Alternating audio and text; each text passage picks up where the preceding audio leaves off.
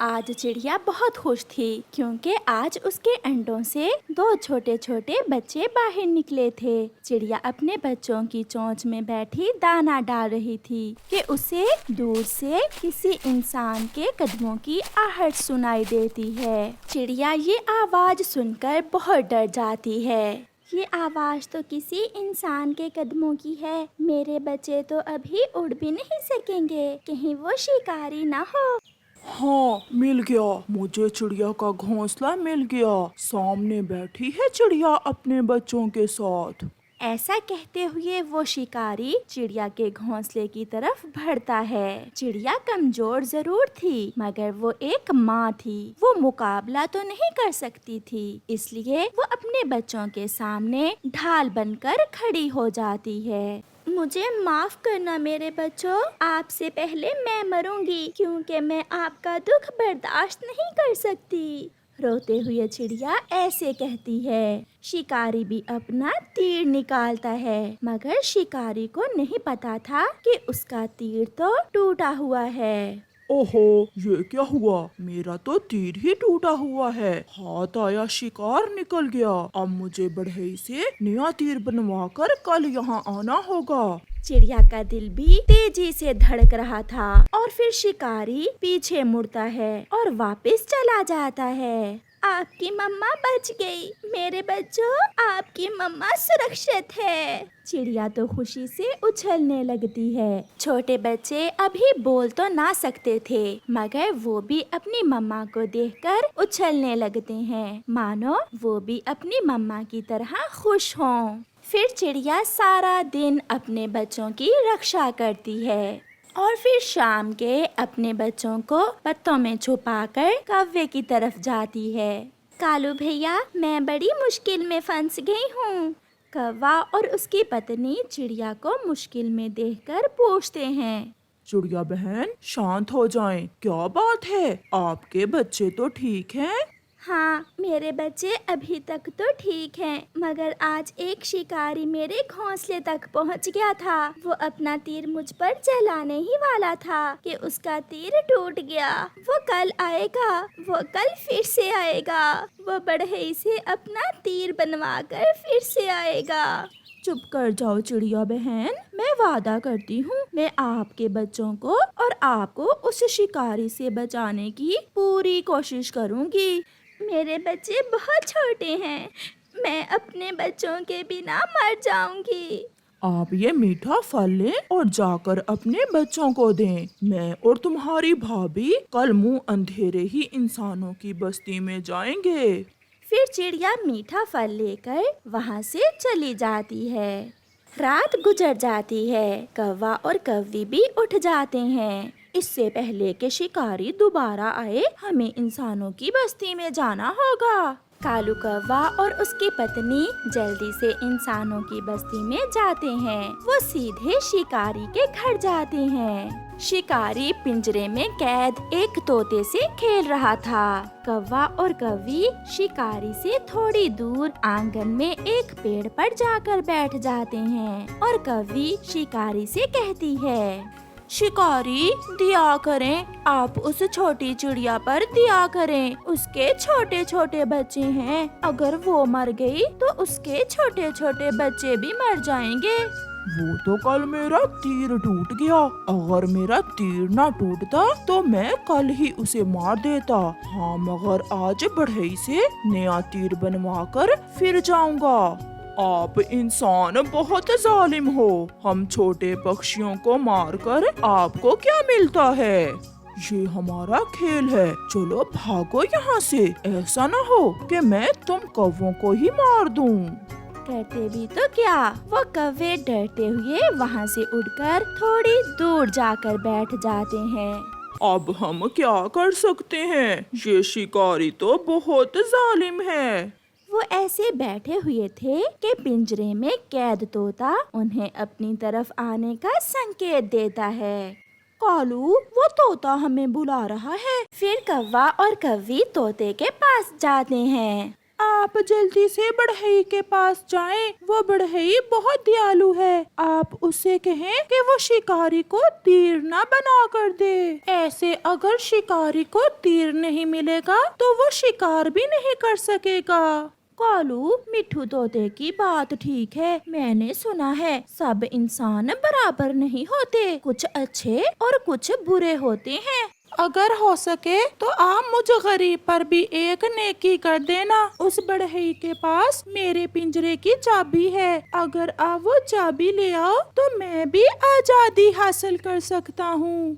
फिर कौवा और कौवी जल्दी से बढ़ई के पास जाते हैं। बूढ़ा बढ़ई सख्त गर्मी में अपना काम कर रहा था। वो लकड़ी को काट रहा था। कौवा और कौवी वहाँ पहुँच जाते हैं। बाबा जी, आप ही बढ़ई हैं ना?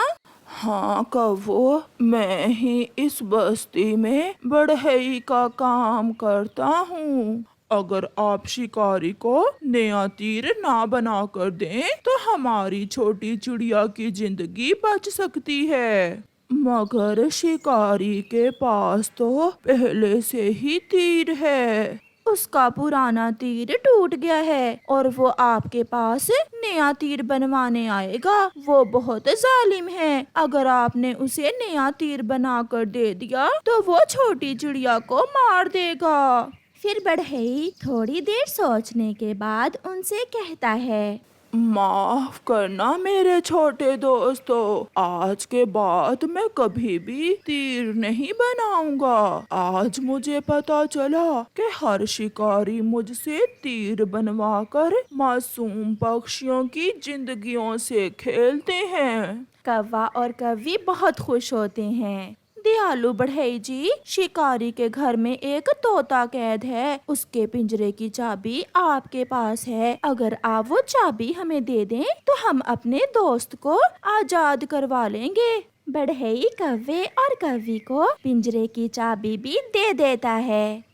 वो दोनों कौवे सीधे शिकारी के घर में फिर से जाते हैं। शिकारी घर में ना था। शायद वो बढ़ई की तरफ चला गया था। चाबी से पिंजरा खोलकर कौवा तोते को आजाद करता है। आजाद हवा में उड़ते हुए तोता बहुत खुश था। मेरे दोस्तों, मैं आपका ये एहसान कभी नहीं भूल सकता। बड़ा आया था शिकारी कहीं का, हमें भी कौवे कहते हैं। फिर वो सब वहाँ से चलते हैं। बढ़ई शिकारी को तीर बना कर देने से इनकार कर देता है। मैंने ये काम अब छोड़ दिया है। ऐसे शिकारी निराश होकर वापस घर चला जाता है। रास्ते में कौवा शिकारी को जाते हुए देखकर उसके सर पर पोटी कर देता है और वो सब जंगल भाग जाते हैं। घर में शिकारी का पिंजरा भी खाली था। ऐसे कौवे शिकारी को अच्छा सबक सिखाते हैं। चिड़िया भी बहुत खुश होती है क्योंकि ना तो अब शिकारी को तीर मिलेगा और ना शिकारी उधर आएगा। ऐसे कौवे कोशिश से चिड़िया और उसके बच्चों को बचा लेते हैं और तोते को कैद से आजाद करते हैं। प्यारे दोस्तों, जिस तरह हमें आजादी से जिंदगी गुजारना पसंद है, इसी तरह पक्षियों को भी आजाद रहना ही पसंद है। इसलिए कभी भी पक्षियों को कैद मत करें। आपका धन्यवाद। कालू, ओए कालू, उठो, जाओ जंगल से सूखी लकड़ियाँ ले आओ। घर की छत सारी टूट गई है। अगर बरसात शुरू हो गई तो फिर हम क्या करेंगे? इससे तो अच्छा मैं तुमसे शादी ही ना करता। जब देखो कालू कालू लगाए रखती हो। मेरा सोना तो तुमसे बर्दाश्त ही नहीं होता। किस्मत तो मेरी खराब थी जो मेरी माँ ने तुम जैसे आलसी और आवारा कौवे से मेरी शादी कर दी। मेरा नहीं तो अपने इस छोटे से बच्चे का ही ख्याल कर लो। लकड़ियाँ लाकर अपने घर की छत मरम्मत कर लो, नहीं तो मरेंगे हम सब ऐसे टूटे हुए घर के नीचे दबकर। कहाँ है मेरा कुल्हाड़ा? दो मुझे। फिर कालू कौवा अपनी पत्नी गोरी कौवी से अपना कुल्हाड़ा लेकर घर से निकलता है। रास्ते में वो सोचता है कि वो चिड़िया को भी साथ ले जाता है, क्योंकि उसे पता नहीं था कि जंगल में सूखी लकड़ियाँ कहाँ से मिलेंगी। इसलिए कालू कौवा चिड़िया के पास जाता है। चिड़िया चिड़िया, मैं सूखी लकड़ियाँ लेने जा रहा हूँ। मेरे घर की छत टूट गई है, क्या तुम भी चलोगी साथ? हाँ कालू भैया, मेरे घर की छत तो ठीक है, दरवाजा थोड़ा टूटा हुआ है। मुझे भी अपने घर का दरवाजा ठीक करना है। फिर चिड़िया भी कालू कौवे के साथ लकड़ियाँ लेने चली जाती है। वो उड़ते उड़ते दूर निकल जाते हैं और फिर वो दोनों एक पेड़ पर बैठ जाते हैं। वो घना जंगल था, सारे पेड़ हरे भरे थे, इसलिए उन्हें करीब में कोई भी सूखा हुआ पेड़ दिखाई नहीं देता। चिड़िया, मैं तो थक गया हूँ और अभी तक कोई भी सूखा पेड़ नहीं मिला। कालू भैया, हम पहाड़ों पर जाते हैं, मुझे पूरा विश्वास है पहाड़ों पर हमें कोई ना कोई सूखा हुआ पेड़ जरूर मिल जाएगा। फिर कालू कौवे की नजर सामने एक विशाल पेड़ पर जाती है और वो चिड़िया से कहता है, चिड़िया, वो सामने वाला पेड़ बहुत बड़ा है। मैं तो उसी पेड़ से कुछ लकड़ियाँ काटने जा रहा हूँ। मगर कालू भैया, वो पेड़ तो हरा भरा है, हम पक्षी हरे पेड़ों को काटकर अपने घर नहीं बनाया करते। तुम ढूंढो सूखा पेड़, मैं तो उसे ही काटने जा रहा हूँ। ऐसे कहते हुए कालू कौवा अपना कुल्हाड़ा लेकर उस पेड़ की तरफ बढ़ता है। आज फिर कोई जालिम लकड़हारा कुल्हाड़ा लिए मुझे काटने आ रहा है। इससे पहले ये अपना कुल्हाड़ा चलाए, मुझे इस दुष्ट लकड़हारे से बात करना होगी। रुको रुको कौवे, रुको, मुझे मत काटना। मैं एक साधारण पेड़ नहीं हूँ, मुझ में कई जादुई शक्तियाँ हैं। पेड़ को बोलते हुए देखकर चिड़िया भी वहाँ आ जाती है। क्या क्या तुम एक जादुई पेड़ हो? हाँ, आप दोनों को जिस चीज की जरूरत है आप वो मुझसे ले सकते हो। मैं जिंदा रहूंगा तो हमेशा मुसीबत में दूसरों की मदद करता रहूंगा। अगर तुम मुझे काट दोगे तो मेरी शक्तियाँ भी खत्म हो जाएंगी। कालू भैया, हम पेड़ जी से सूखी लकड़ियाँ ही मांग लेते हैं और हमें पहाड़ों पर भी नहीं जाना पड़ेगा सूखी लकड़ियाँ ढूंढने। हाँ चिड़िया, ये ठीक है, हम ऐसा ही करते हैं। क्या आपको सूखी लकड़ियों की जरूरत है? हाँ पेड़ जी, हम सुबह से सूखी लकड़ियाँ ढूंढ रहे हैं, आप हमें कुछ सूखी लकड़ियाँ दे दो। फिर उस जादुई शक्तियों वाले पेड़ से एक रोशनी निकलती है और वो पेड़ उन्हें 2 बड़ी गठरियाँ सूखी लकड़ियों की देता है। मैंने हमेशा ऐसे ही पक्षियों की मदद की है। खुश रहो छोटे पक्षियों, अब तुम जाओ। पेड़ जी, आपका बहुत बहुत धन्यवाद जो आपने हमारी भी मदद की। फिर चिड़िया और कौवा सूखी लकड़ियाँ लेकर वापस अपने घरों को उड़ते हैं।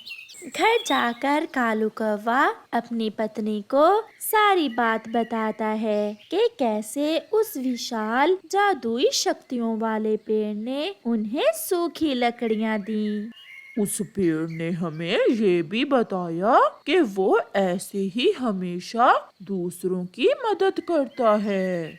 कालू, चिड़िया तो पागल है ही, तुम उससे भी बड़े पागल निकले। उस पेड़ से लकड़ियाँ लेने की बजाय अपने लिए एक नया घर ही मांग लेते। गोरी, बात तो तुम्हारी ठीक है, उस छोटी चिड़िया ने मेरी मत ही मार दी, मुझे ये ख्याल ही नहीं आया। अब क्या करें हम? करना क्या है, तुम चलो, मैं चलती हूँ तुम्हारे साथ और हम उस पेड़ से एक सुंदर सा घर मांग लेते हैं। जग्गू बेटा, तुम घर में ही रहना। मैं और आपकी मम्मा अभी थोड़ी देर में आते हैं। ऐसे कालू कौवा गोरी को साथ लेकर फिर से घने जंगल की तरफ उड़ता है। ये कौवा फिर से कुल्हाड़ा लिए मेरी तरफ क्यों आ रहा है? इसकी जरूरत तो मैंने पूरी कर दी थी। कालू और गोरी पेड़ के पास आ जाते हैं। कौवे, अब क्या हुआ? क्या लकड़ियाँ पसंद नहीं आई तुम्हें? पेड़ जी, मेरा पति तो पागल है जो आपसे लकड़ियां लेकर चला गया। आप ऐसा करें, हमें एक सुंदर सा नया घर ही दे दें। ये लालच है। मैं लालची पक्षियों की मदद नहीं करता। आपकी जो जरूरत थी वो मैंने पूरी की। गोरी, ये पेड़ ऐसे नहीं मानता। मुझे कुल्हाड़ा चलाना ही होगा। तो फिर देख क्या रहे हो, काट दो इस जादुई शक्तियों के पेड़ को। नहीं नहीं, ऐसा मत करो। मैं तो दूसरों की मदद करता हूँ, फिर आप मुझे क्यों काट रहे हो? पहले हमें नया घर दो, फिर हम आपको छोड़ देंगे। ये लालची कौवे घर लिए बिना जाने वाले नहीं हैं। तो फिर आप जाओ। मेरी जादुई शक्ति से आपका पुराना घर नए में बदल गया है। पेड़ जी, सच? मैं झूठ नहीं बोलता। और हाँ, फिर दोबारा मेरे पास ना आना। तुम दोनों यहाँ से जा सकते हो। गोरी और कालू बहुत खुश होते हैं और खुशी खुशी से घर वापस लौटते हैं। जब वो अपने घर के पास आते हैं तो वहाँ सच में एक बड़ा और सुंदर सा घर था, जिसे देखकर गोरी तो खुशी से पागल हुए जा रही थी। उनका बेटा उस नए घर में सोया हुआ था। कालू, देखा, मैं तुमसे ज्यादा अक्लमंद हूँ। तुमने पेड़ से सूखी लकड़ियाँ ली और मैंने नया घर ही ले लिया। गोरी, अब मुझे छत मरम्मत करने की कोई चिंता नहीं है। बरसात, आ जाओ आ जाओ, हम तैयार हैं। ऐसे वो दोनों पति पत्नी हंसने लग जाते हैं। दूसरे रोज गोरी की माँ गोरी से मिलने आती है और वो गोरी का नया घर देखकर हैरान हो जाती है। बेटी, कालू तो बहुत आलसी है। फिर तुमने ये नया घर कैसे बना लिया? गोरी अपनी माँ को सारी बात बताती है। गोरी बेटी, अपनी माँ का नहीं सोचोगी? तुम्हारी माँ का घर भी टूटा हुआ है। मुझे भी उस पेड़ से एक नया घर ले दो। माँ, ये कौन सा बड़ी बात है, आप मेरे साथ चलें। हम कालू के आने से पहले पहले ही उस पेड़ से मिलकर आते हैं। बहुत डरता है वो पेड़ मुझसे। फिर गोरी कुल्हाड़ा उठाती है और अपनी माँ को साथ लेकर फिर से घने जंगल की तरफ निकल जाती है। ये कौवी फिर आ गई और कुल्हाड़ा भी पास है। आज मैं छोड़ूंगा नहीं इसे। काली कौवी, अब क्या हुआ? अब क्यों आई हो यहाँ? ये कुल्हाड़ा देख रहे हो, थोड़े धीरे बात करो मुझसे। चलो जल्दी से मेरी माँ को एक नया और सुंदर सा घर दो, वरना। क्या वरना? क्या तुम मुझे काट दोगी? हाँ, मैं तुम्हें जड़ से ही काट दूंगी अगर तुमने मेरी माँ को नया घर ना दिया तो। वो पेड़ गोरी को फिर अपना गुस्सा दिखाता है और अपनी जादुई शाखाएं गोरी के गिर्द लपेटना शुरू करता है। गोरी की माँ तो वहाँ से भाग जाती है, मगर वो पेड़ गोरी को अपनी शाखाओं में जकड़ लेता है। माँ, माँ, मुझे बचाओ। पेड़ जी, मुझे माफ कर दो। मैं फिर कभी इस दिशा में नहीं आऊंगी। गोरी ऐसे रोती रहती है, मगर वो जादुई शक्तियों का पेड़ गोरी को अच्छा सबक सिखाता है और उसे मार मार कर दूर फेंक देता है। प्यारे दोस्तों, इस कहानी से हमें सीख मिलती है कि लालच बुरी बला है, इसलिए कभी लालच ना करो।